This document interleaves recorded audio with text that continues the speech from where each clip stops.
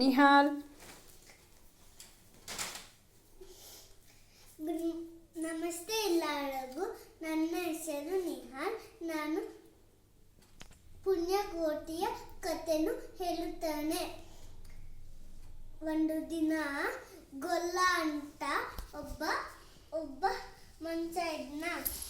ಅವನ ಹತ್ರ 3 ಹಸು ಇದ್ದು. ಒಂದು ಪುಣ್ಯಕೋಟಿ ಮತ್ತೆ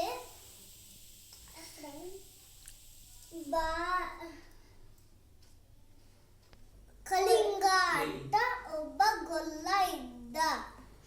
ಅವನ ಹತ್ರ 3 ಹಸುಗಳು ಇದ್ವು. ಒಂದು ಪುಣ್ಯಕೋಟಿ, ಆಮೇಲೆ ಪುಣ್ಯಕೋಟಿ ಅಂತ ಒಂದು ಹಸು ಇತ್ತು. ಅವನು ಕಾಡಿಗೆ ಕುತ್ಕೊಂಡು ಹೋಗ್ತಾ ಇದ್ದ. ಆಮೇಲೆ ಅಲ್ಲೇ ಕುಳು ಊದ್ಕೊಂಡ ಕುತ್ಕೊಂಡಿದ್ದ. ಆಮೇಲೆ ಅವನು ಒಂದು ಹುಲಿ ಸೌಂಡ್ ಕೇಳ್ತು. ಆಮೇಲೆ ಇಲ್ಲ ಹಂಬಗಳು ಓದ್ತಾ ಇದ್ವು. ಆಮೇಲೆ ಪುಣ್ಯಕೋಟಿ ಒಂದ್ಸತಿ ಹೋಯ್ತು, ಮತ್ತೆ ಫ್ರೆಂಡ್ಸ್ ಒಂದ್ ಕಡೆ ಹೋಗ್ಬಿಟ್ರು. ಆಮೇಲೆ ಪುಣ್ಯಕೋಟಿ ಹೋಗೋ ಜಾಗ ಅಲ್ಲೇ ಒಂದು ಗುಹೆ ಇತ್ತ. ಅಲ್ಲೇ ಸ್ಟಾಪ್ ಆಗ್ಬಿಟ್ಟು. ಆಮೇಲೆ ಟೈಗರ್ ಬಂದು ಹೇಳ್ತು, ನಾನು ನಿನ್ನ ತಿನ್ಬಿಡ್ತೀನಿ ಅಂತ.